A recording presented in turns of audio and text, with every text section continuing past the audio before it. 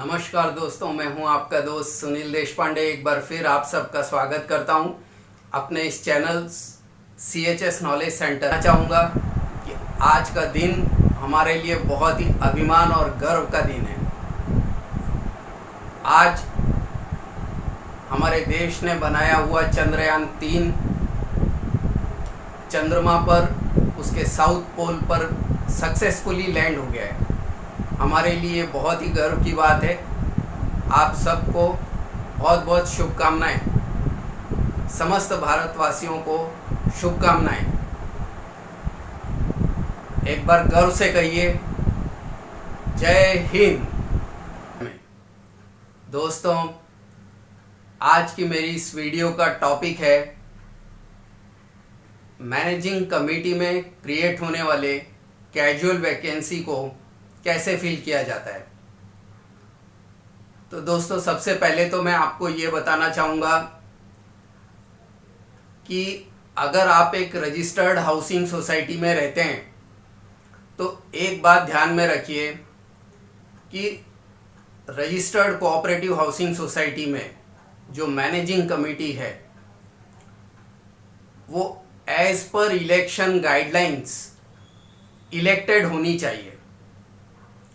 दरअसल आज भी मैं बहुत से सोसाइटीज़ में ऐसा देखता हूँ कि जो सोसाइटी मेंबर्स हैं वो किसी जनरल बॉडी मीटिंग में या एनुअल जनरल बॉडी मीटिंग में कमेटी फॉर्म करते हैं। दरअसल ये पूरी तरह से गलत है। अगर आपकी ई टाइप की सोसाइटी है, मतलब 250 या उससे कम मेंबर्स की सोसाइटी है या उससे ज़्यादा मेंबर्स की भी सोसाइटी है, तो अब हमारे पास में इलेक्शन से रिलेटेड स्टेट गवर्नमेंट के गाइडलाइंस अवेलेबल हैं। हमें इलेक्शंस वो गाइडलाइंस के हिसाब से कंडक्ट करके एक मैनेजिंग कमेटी को इलेक्ट करना चाहिए। अब दोस्तों, हाउसिंग सोसाइटीज़ में जो मैनेजिंग कमेटी होते हैं उस मैनेजिंग कमेटी में कभी कभी वैकेंसीज क्रिएट हो जाते हैं। जैसे समझिए कोई मेंबर है, वो इलेक्शन में नॉमिनेट हुआ, वो इलेक्ट होके भी आ गया, लेकिन होता क्या है कि कोई हेल्थ इश्यूज के रीज़न से या किसी दूसरे रीज़न से वो मैनेजिंग कमेटी में अब काम नहीं कर पाता है। तो ऐसे में उसने रिज़ाइन कर दिया। अगर कोई मैनेजिंग कमेटी मेंबर रिज़ाइन कर देता है, अब उसकी जो सीट क्रिएट होती है उसको बोला जाता है कैजुअल वैकेंसी। अब ये जो कैजुअल वैकेंसी क्रिएट हुई है, इसको किस तरह से फिल करना है in the category of E type society, वो आज हम इस वीडियो में देखने वाले हैं। तो दोस्तों, जनरली ई कैटेगरी के जो हाउसिंग सोसाइटीज़ हैं उसमें जो कैजुअल वैकेंसीज क्रिएट होते हैं वो कैजुअल वैकेंसीज कुछ पर्टिकुलर रीज़न से क्रिएट हो सकते हैं। अभी जैसे एक रीज़न हो सकता है कि किसी ने इलेक्ट होके आए हुए मेंबर ने रिज़ाइन कर दिया, तो रेसिग्नेशन की वजह से क्रिएट हुआ वैकेंसी कैजुअल वैकेंसी है। या कोई मैनेजिंग कमेटी मेंबर है, वो किसी हेल्थ इश्यूज़ की वजह से या किसी दूसरे रीज़न से, या उसका ट्रांसफ़र हो गया है किसी दूसरे सिटी में, अभी वो मैनेजिंग कमेटी मीटिंग्स अटेंड नहीं कर पाता है। तो क्योंकि कोई भी मैनेजिंग कमेटी मेंबर अगर रेगुलर 3 मीटिंग्स अटेंड नहीं करता है तो वो मैनेजिंग कमेटी मेंबर नहीं रह पाता है। तो ऐसे में उसका वैकेंसी क्रिएट हो जाता है। या कभी ऐसा हो जाए कि मैनेजिंग कमेटी मेंबर के ऊपर कोई किसी तरह का गुनाह सिद्ध हो गया तो वो डीबार हो गया, या वो डिफॉल्टर हो गया तो वो मैनेजिंग कमेटी मेंबर नहीं रह पाएगा। तो ऐसे जो वैकेंसीज क्रिएट होते हैं वो वैकेंसीज को हम कैसे फिल करें? तो अगर आपकी रजिस्टर्ड कोऑपरेटिव हाउसिंग सोसाइटी ई कैटेगरी में आती है तो ऐसे वेकेट पोस्ट को या कैजुअल वैकेंसीज को मैनेजिंग कमेटी को पावर्स है, वो खुद अपने पावर्स के अंडर ये वैकेंसीज फिल करके ले सकता है। अभी इसके लिए और दूसरा और एक रीज़न से भी जो सीट है या पोस्ट है वो वेकेट हो सकता है। जैसे जब इलेक्शन लगा और वो इलेक्शन के टाइम पे किसी पर्टिकुलर कैटेगरी का कोई कैंडिडेट, समझिए लेडीज़ रिजर्व का सीट है, लेकिन कोई लेडीज़ इलेक्शन में पार्टिसिपेट करने के लिए रेडी नहीं थी, तो लेडीज़ के 2 सीट्स जो हैं वो वेकेट रह गए। लेकिन लेटर स्टेज में कोई लेडीज़ है वो इंटरेस्टेड है मैनेजिंग कमेटी ज्वाइन करने के लिए, तो मैनेजिंग कमेटी ऐसे मेंबर्स को कॉप्ट कर सकता है। वो सीट्स जिस कैटेगरी की है सेम कैटेगरी के कैंडिडेट्स को मैनेजिंग कमेटी कॉप्ट कर सकता है। अभी ये कॉप्शन में एक चीज आपको ध्यान में रखना है कि जो मैनेजिंग कमेटी का स्ट्रेंथ है उसके 1/3 से ज्यादा मेंबर्स को कॉप्ट आप नहीं कर सकते हैं। 2/3 मेंबर्स जो हैं वो आपके मैनेजिंग कमेटी मेंबर्स जो इलेक्टेड हैं वो रहेंगे। 1/3 मेंबर्स जो हैं वो आप कॉप्ट कर सकते हैं। अब ये कॉप्ट कैसे करेंगे?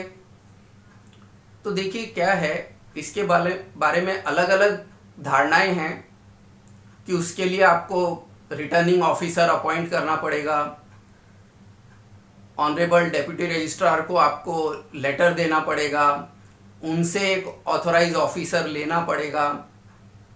तो अगर आपका सोसाइटी